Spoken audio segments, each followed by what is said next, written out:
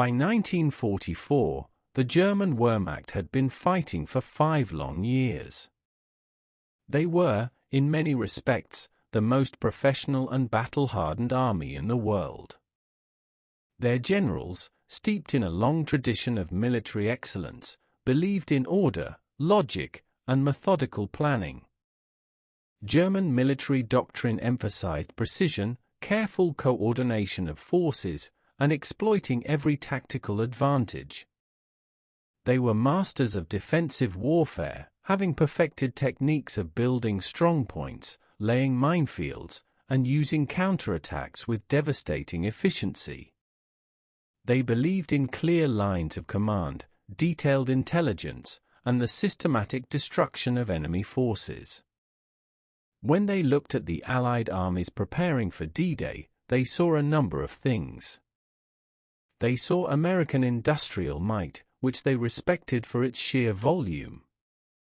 They saw British tactical experience, refined over years of fighting in the desert. But they also saw weaknesses. They saw the complex, often bureaucratic Allied command structure, with its multiple nationalities and personalities. They saw what they perceived as an over-reliance on air power and massed artillery, rather than what they considered true battlefield generalship. They analyzed their enemy's commanders. They respected Eisenhower for his organizational skills, but not as a battlefield tactician. They respected Montgomery for his methodical planning, but found him overly cautious and slow. And then there was Patton. German intelligence knew of Patton. They knew of his reputation from North Africa and Sicily. They considered him a hothead. A reckless, impulsive commander who often prioritized speed over caution. They saw his flamboyance, his dramatic speeches, and his aggressive outbursts as signs of an undisciplined mind. They believed his tactics were crude and predictable. They respected his personal courage, perhaps, but not his strategic acumen. The German High Command often spoke of elastic defense, giving ground grudgingly, inflicting heavy casualties, and then counterattacking when the enemy overextended. They believed Patton, with his relentless drive, would be perfectly susceptible to such tactics. He would push too far, too fast, and then be cut off and destroyed. They were confident that their well-trained, disciplined troops, defending their homeland, could easily manage a commander who seemed to rush blindly forward. To the German generals, war was a science, governed by rules and principles. Patton, to them, seemed to break all the rules. They dismissed him as an anomaly. A general who relied on sheer momentum rather than true military art. They were about to learn that sometimes, breaking the rules is exactly what's needed. And sometimes, what looks like chaos is actually a highly effective, if unconventional, form of order. The German mindset, rooted in methodical logic, was about to be utterly shattered by a force that understood the power of psychological warfare and relentless aggression. General George S. Patton Jr. was a man born out of time, yet perfectly suited for his era. He was a warrior from an aristocratic background, a devotee of ancient history, and a firm believer in reincarnation, convinced he had fought in countless battles across the ages. He was also a thoroughly modern general. Patton understood tanks. He was one of the earliest pioneers of tank warfare in the U.S. Army, having commanded tanks in World War I. He believed in speed, aggression, and the offensive. Always the offensive. His philosophy could be summed up in one word: attack. He was flamboyant. His highly polished helmet, his distinctive riding crop, and his famous pearl-handled revolvers made him instantly recognizable. He spoke his mind, often to his detriment. His temper was legendary, and his profanity became the stuff of legend. After his successes in Sicily, which he captured faster than Montgomery, he was sidelined for slapping a shell-shocked soldier. This gave the Germans further reason to dismiss him. A general who couldn't control his temper, they thought, couldn't control an army. But beneath the bluster and the eccentricities was a brilliant, if unconventional, military mind. Patton understood logistics better than most generals. He knew that an army moves on its stomach and on its fuel. He pushed his supply officers relentlessly. He demanded that his tanks never stop because of a lack of gas. He also understood the psychological aspect of war. He believed in projecting an image of unstoppable power and relentless determination. His presence alone energized his troops, making them believe they could achieve the impossible. He trained his men to be aggressive.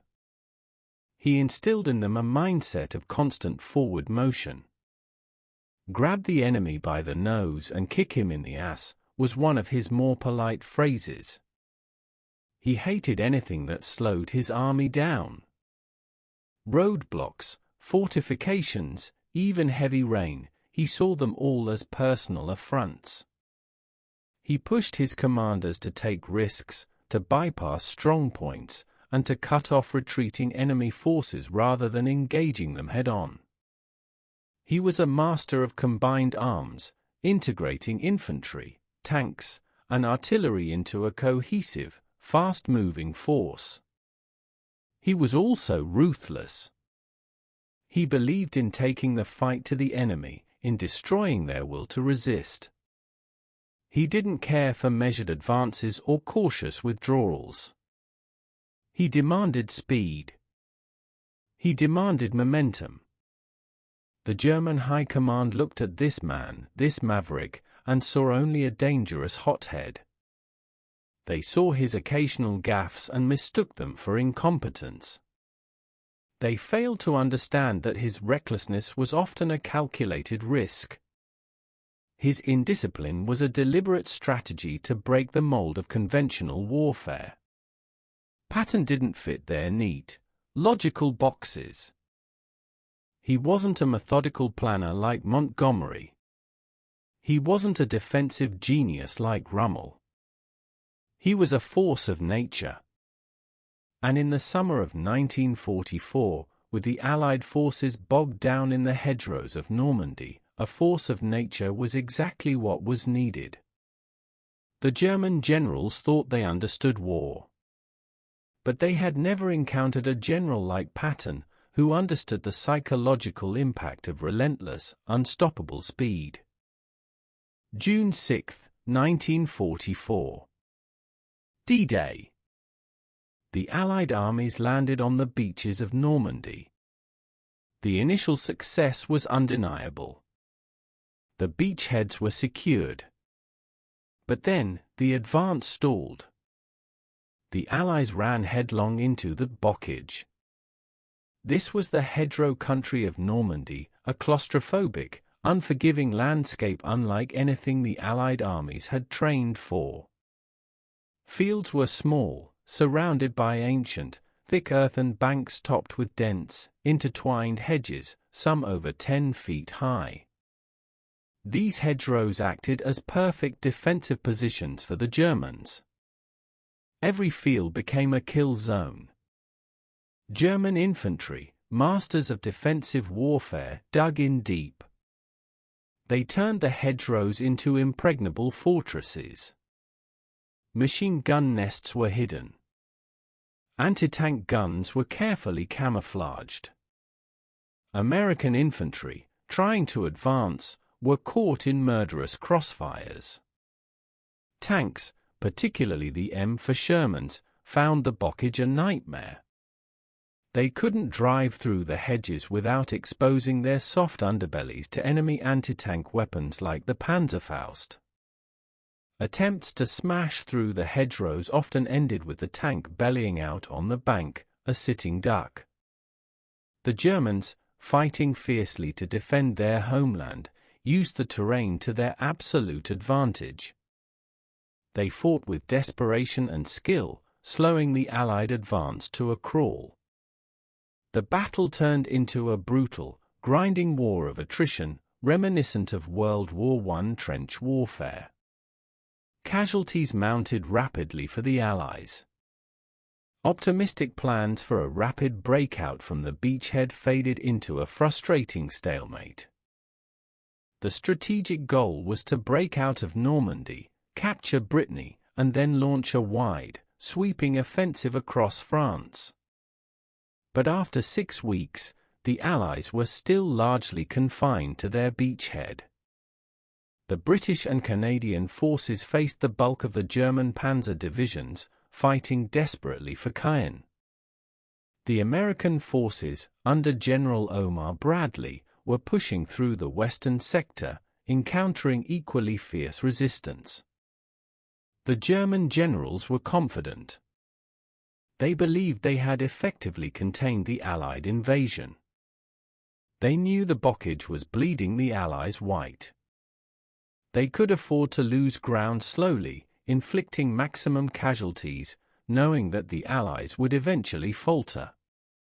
The Allied command was worried. The slow advance meant that German forces from other fronts might be able to reinforce Normandy.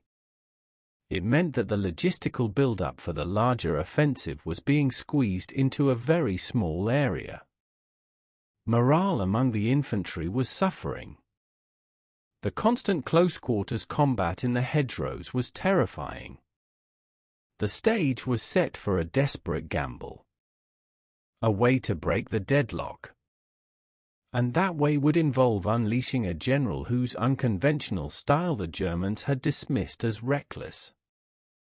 A general who thrived on speed and chaos.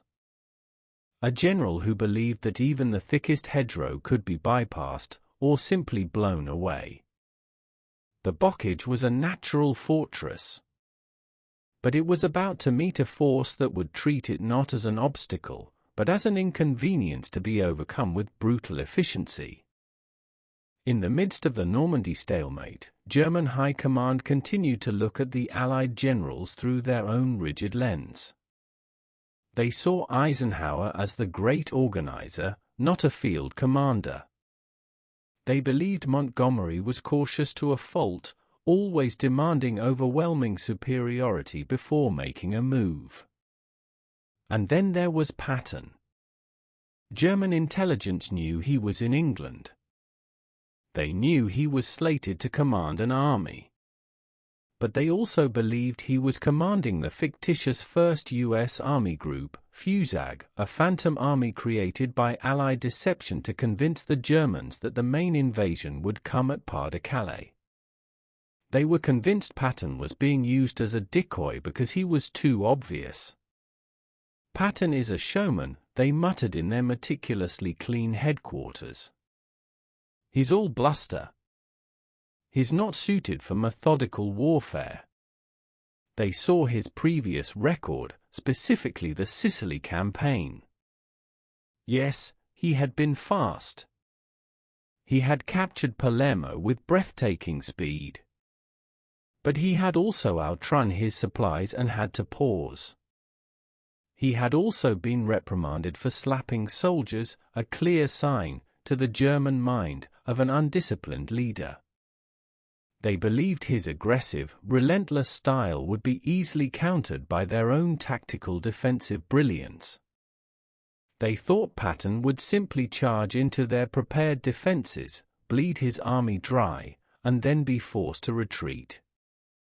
General Gunther von Kluge, commander of Army Group B, the primary German force in Normandy, was focused on containing the British around Caen.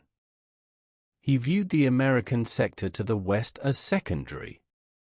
He believed the thick Bockage terrain itself was a sufficient defense against the Americans. He had concentrated his best panzer divisions against the British, expecting them to be the main threat. He believed the American forces in the west, under General Omar Bradley, were the plodders. the ones who would move slowly and predictably. The German generals respected the American industrial capacity. They knew the sheer numbers of tanks and aircraft. But they truly believed that their superior generalship and the fighting quality of the German soldier could overcome this material disadvantage. They dismissed Patton as a mere instrument of American industrial power, rather than a strategic mind in his own right. They saw his brashness, his willingness to take risks, as a weakness. They failed to understand that these were, in fact, his greatest strengths. They saw him as a bull in a china shop, destructive but ultimately controllable. They didn't realize he was a wrecking ball, designed to smash through their carefully constructed defenses. Their mindset was rigid. Their expectations were set by their own experiences and their own doctrines. They had no precedent for a general who would defy every military convention, not out of incompetence, but out of a profound understanding of modern mechanized warfare. They were confident in their ability to halt the Allied advance. They were confident that any breakthrough would be contained. And they were confident that Patton, the showman, would never be the one to break their lines. This dismissal would cost them dearly. It would cost them France. And it would ultimately cost them the war. By late July 1944, the American impatience had reached a boiling point. The hedgerows had bled the First Army dry. The advance was measured in yards, bought with rivers of blood. General Omar Bradley, a man usually known for his caution, decided it was time to stop pushing and start smashing. He conceived Operation Cobra. The plan was simple, brutal, and terrifyingly American. Instead of attacking across a broad front, he would concentrate his forces on a narrow strip of the German line near the town of St. Lo. But he wouldn't lead with tanks. He wouldn't lead with infantry. He would lead with the apocalypse. On the morning of July 25, 1944, the sky turned black. Over 1,500 B-17 Flying Fortresses and B-24 Liberators, strategic bombers usually reserved for destroying cities, appeared over the battlefield. They were joined by hundreds of medium bombers and fighter bombers. It was the greatest concentration of air power in the history of tactical warfare. The target was a rectangular box of German defenses, 7,000 yards long and 2,500 yards wide. Inside that box sat the elite Panzer Division. These were the best troops Germany had. Veterans. Hardened. Well-equipped with Panthers and Panzer IVs. They were confident they could hold the line. Then the bomb bay doors opened. Over 4,000 tons of high explosives rained down in less than an hour. The earth didn't just shake, it liquefied. The sound was so deafening that men miles away bled from their ears. The shock waves knocked birds out of the sky. The bombing was so massive that it tragically drifted back onto American lines, killing over 100 GIs, including Lieutenant General Leslie McNair, the highest-ranking American officer killed in the European theater. But on the German side, the result was total annihilation. The Panzer Division effectively ceased to exist. Tanks were flipped over like toys. Massive 60-ton Panthers were buried upside down in craters. Infantrymen were vaporized or buried alive in their foxholes. Those who survived were driven insane by the concussion. They wandered the cratered moonscape, bleeding from the nose and mouth, unable to speak, unable to fight. General Fritz Bayerlein, the commander of Panzer later described the scene as hell. he reported that his division had been exterminated. The carpet bombing had done what weeks of infantry assaults could not. It had torn a gaping hole in the German line. The road to Avranches was open. The hedgerow hell was over. The German defensive line, so carefully constructed, had been erased by brute force. But a hole in the line is useless unless you have something to pour through it. The Germans, reeling from the shock, tried to scramble reserves to plug the gap. They expected the Americans to advance cautiously, as they always had. They expected a slow, methodical consolidation of the cratered ground. They were wrong. Waiting in the wings, engines idling, crews tense, was the 3rd United States Army. And standing in the turret of the lead command vehicle was George S. Patton. He had been unleashed. The sledgehammer had smashed the door down. Now, the spear was about to be thrown. On August 1, 1944, the Third Army became operational. It was as if a dam had burst. For weeks, Patton had been pacing in his headquarters like a caged lion, furious at the slow progress in the hedgerows. Now, the cage was open. He issued orders that terrified his subordinates and bewildered the enemy. "Forget this goddamn business of worrying about our flanks," he barked. "We must push on." His doctrine was speed. Absolute, reckless, breakneck speed. He told his tank commanders, "If you can't break through, go around. If you can't go around, go over." The M for Sherman tank, often criticized for its thin armor and weak gun compared to the German Tigers, suddenly found its true calling. It was fast. It was reliable.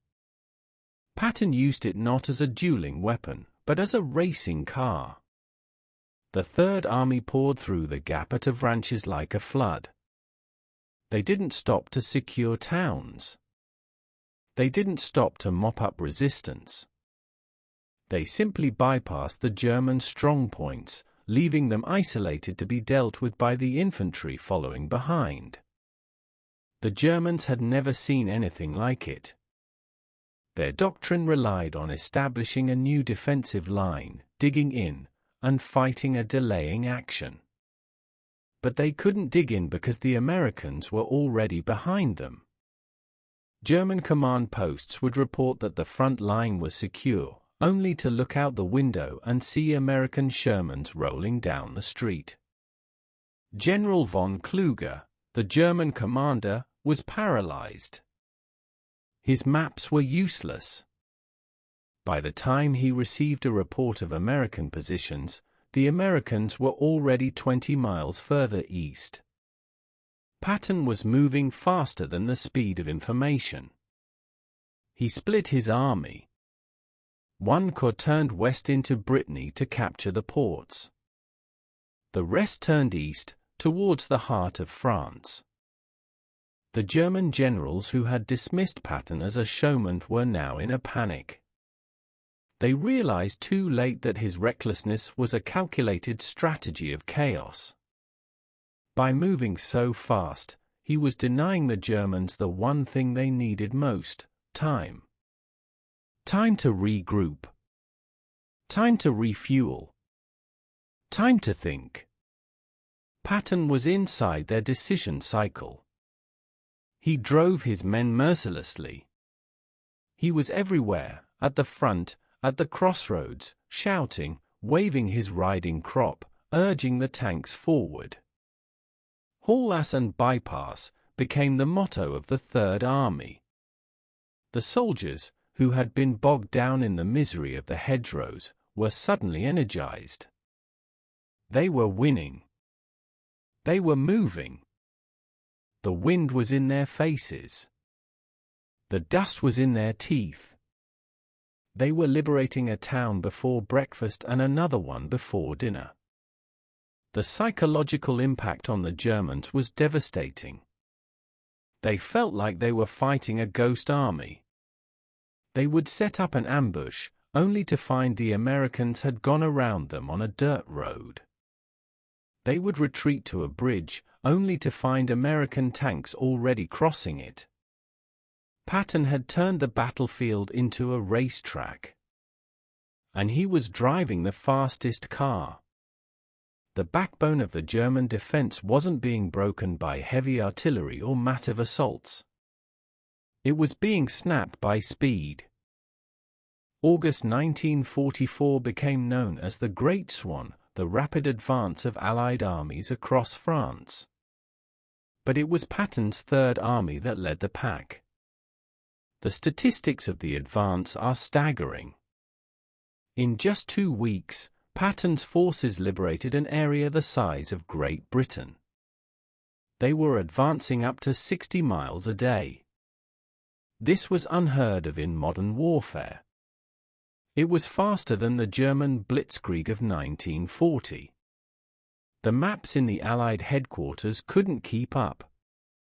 The grease pencil lines were drawn off the edge of the map boards. Patton's tanks liberated the historic cities of France one after another. Le Mans, Chartres, Orleans. The scenes in these towns were delirious. French civilians, who had lived under Nazi occupation for 4 years, heard the rumble of engines. They expected German tanks retreating. Instead, they saw the white stars on the olive-drab Shermans. They flooded the streets. They threw flowers, wine, and kisses at the dusty, exhausted American tankers. Patton, riding in his jeep, was treated like a conquering emperor. But he didn't stop for parades. He kept pushing. He famously radioed Eisenhower, "I have captured Koblenz. Have just telephoned to find out where it is." A slight exaggeration, but it captured the mood. The German army in the West was disintegrating. It wasn't a retreat anymore, it was a rout. German columns were mixed with fleeing staff cars, horse-drawn artillery, and desperate infantry trying to steal bicycles to get away. Patton's advance was so fast that he often captured German supply depots intact. His tanks would roll into a German fuel dump, fill up with German gasoline, and keep driving. He captured German telephone exchanges and used their own lines to order their surrender. The fog of war had descended completely on the German high command. Hitler, sitting in his bunker in East Prussia, looked at the maps in disbelief. He ordered counterattacks against Patton's flanks. He ordered fortress cities to hold out to the last man. But his orders were fantasies. The German units designated to counterattack were already surrounded or destroyed. The fortress cities were bypassed and left to wither on the vine. Patton had realized a fundamental truth of mechanized warfare: momentum is security. As long as you keep moving, the enemy cannot organize a counterstroke. He was gambling everything on speed. He was stretching his supply lines to the breaking point. His tanks were running on fumes. His men were living on adrenaline and K rations. But he knew he had the Germans by the throat. He wrote to his wife, "I am going so fast that I am probably creating a scandal." He was right. The conservative British commanders, like Montgomery, were appalled by the risks he was taking.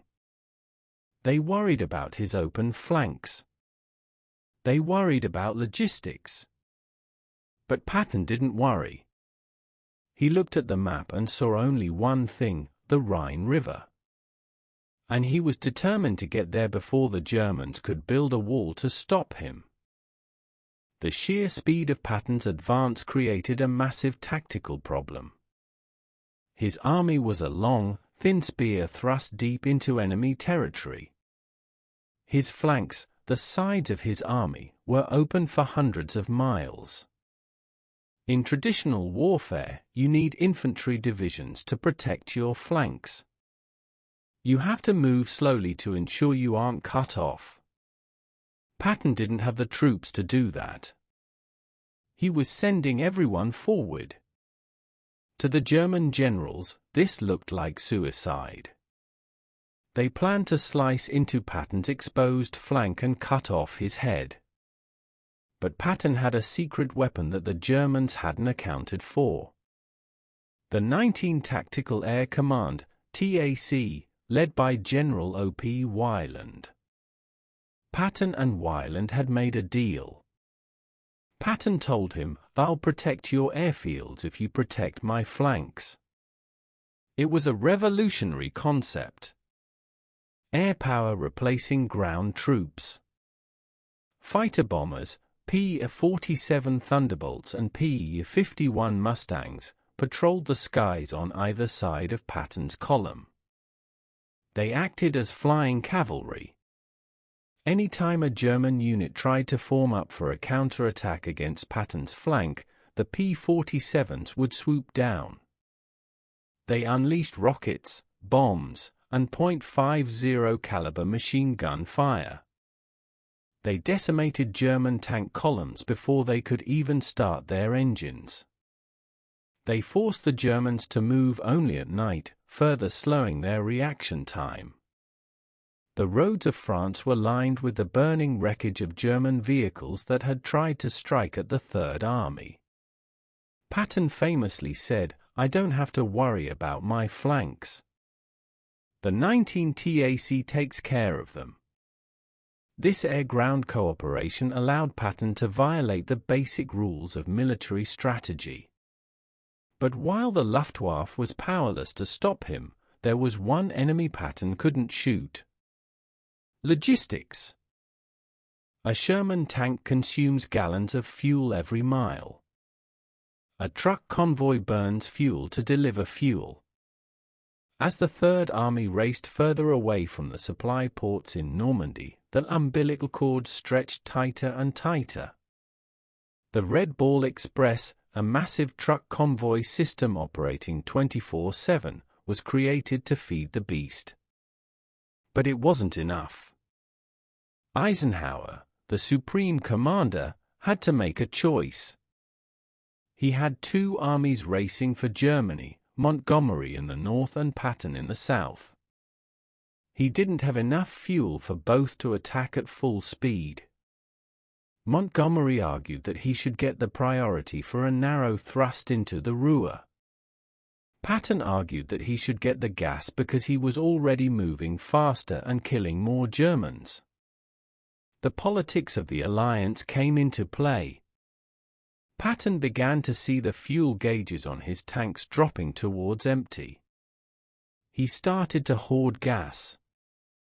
He sent officers to steal fuel from First Army depots.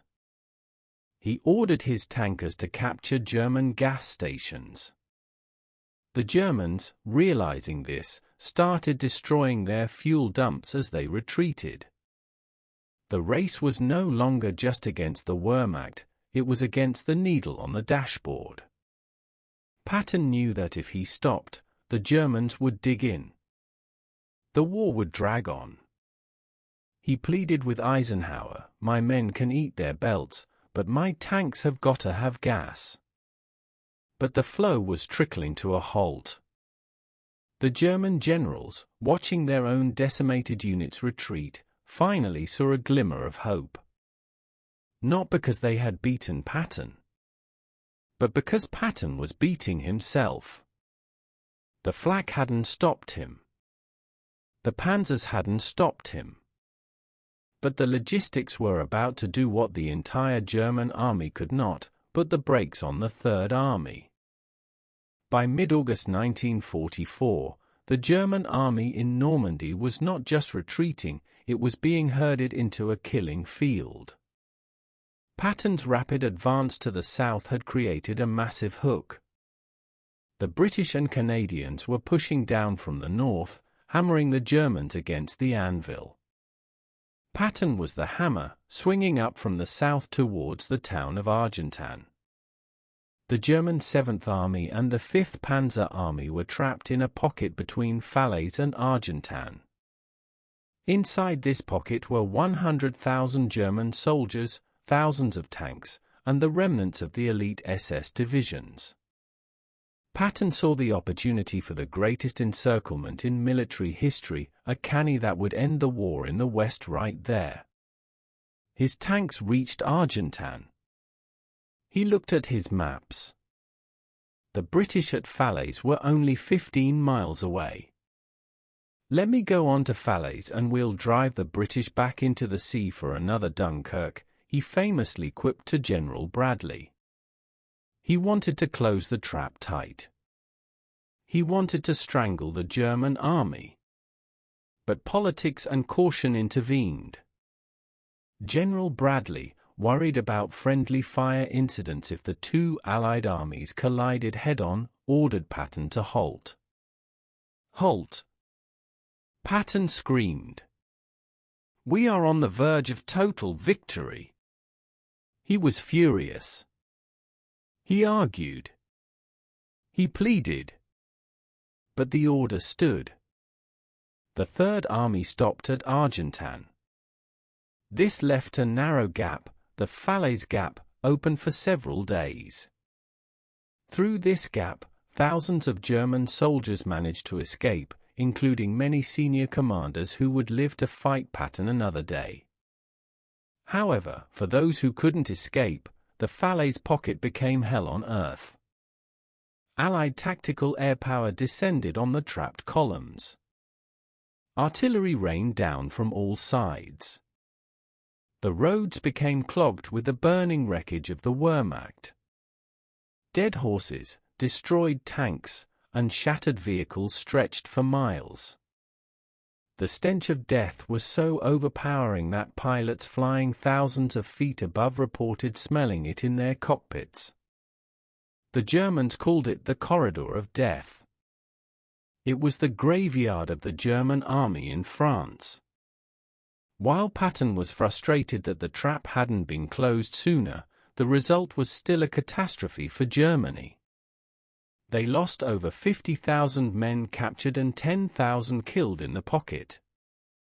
Most importantly, they lost their heavy equipment. The panzers that had terrorized Europe were left as rusting hulks in the French countryside.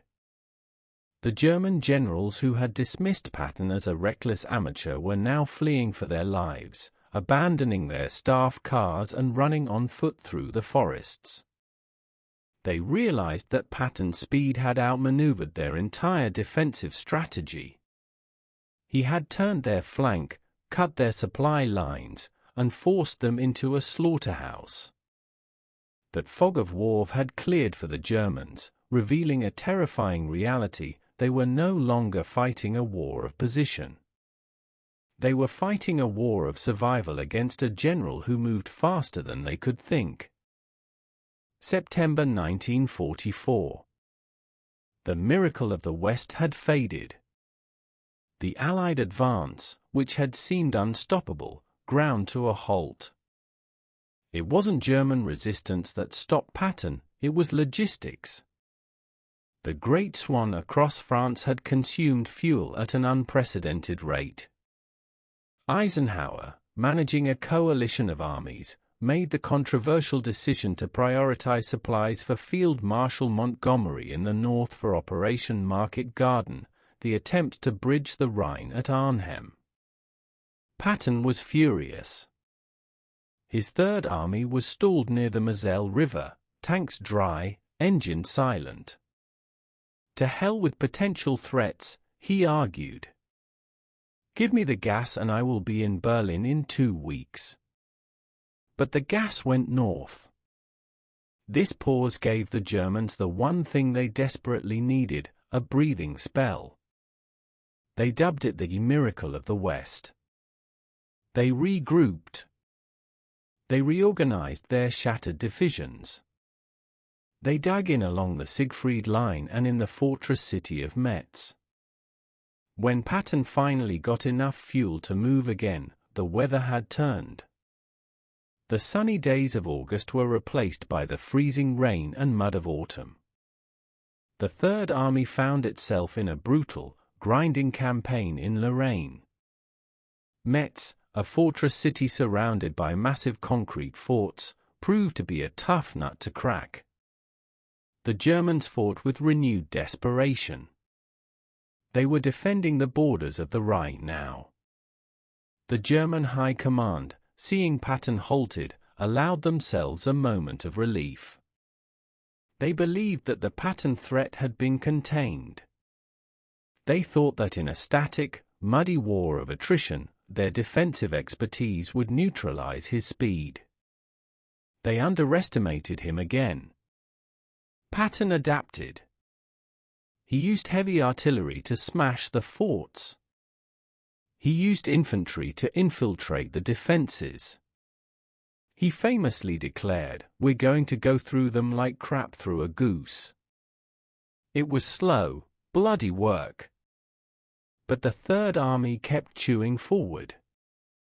They captured Metz, the first time the city had fallen by assault since 451 AD. But the strategic situation was changing.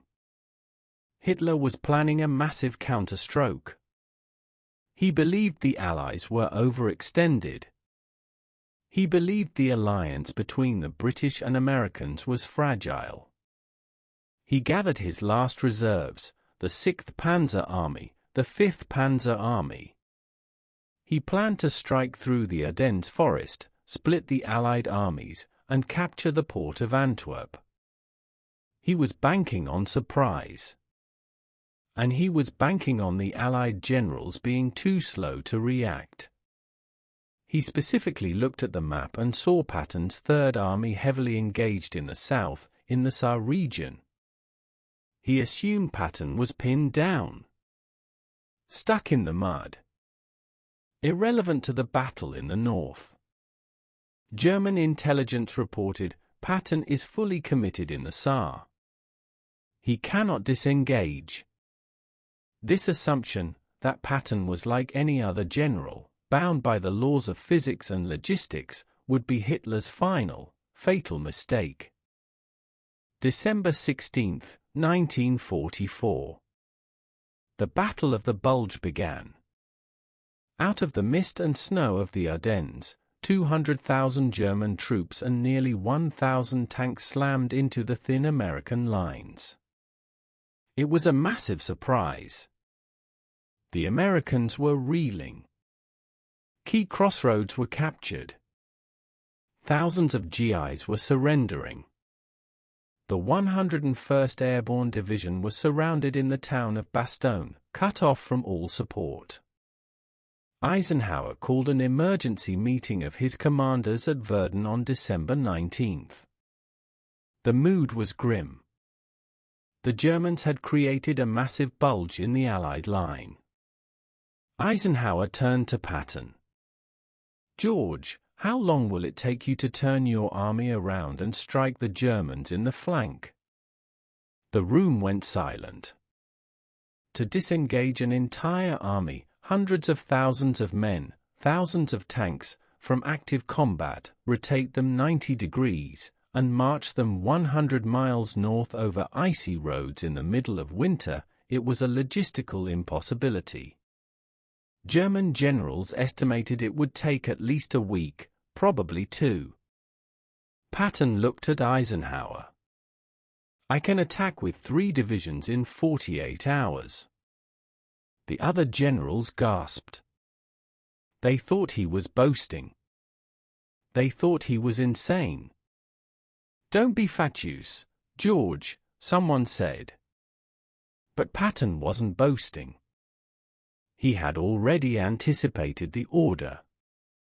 Days earlier, sensing the German build-up, he had secretly ordered his staff to draw up plans for a 90-degree turn. He had already started pulling units out of the line. When he left the meeting, he He phoned his headquarters and uttered a simple code phrase, "Play ball." What followed was one of the greatest logistical feats in military history. In the freezing cold, the Third Army performed a complex ballet. Trucks drove day and night, bumper to bumper, headlights on despite the risk of air attack. Tank tracks slid on the ice. Men froze in open jeeps. But they moved. The German high command was oblivious. They were focused on crushing the pocket at Bastogne. They believed their southern flank was secure because Patton was stuck with the Saar. They laughed at the American Christmas crisis. Then, on December 22, the German 7th Army, protecting the southern flank of the offensive, reported a terrifying sight. American tanks. Thousands of them. Coming from the south. It was Patton. He had done the impossible. He had moved an entire corps 100 miles in the worst weather of the century. He hit the Germans with the force of a freight train. The German flank collapsed. The troops besieging Bastogne suddenly found themselves fighting for their own lives. Patton famously ordered his chaplain to write a prayer for weather, asking God for clear skies so his fighter-bombers could fly. Whether by divine intervention or meteorological chance, the skies cleared. The German offensive was doomed.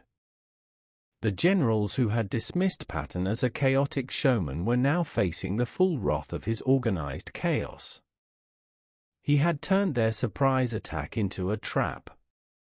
And he was about to snap it shut.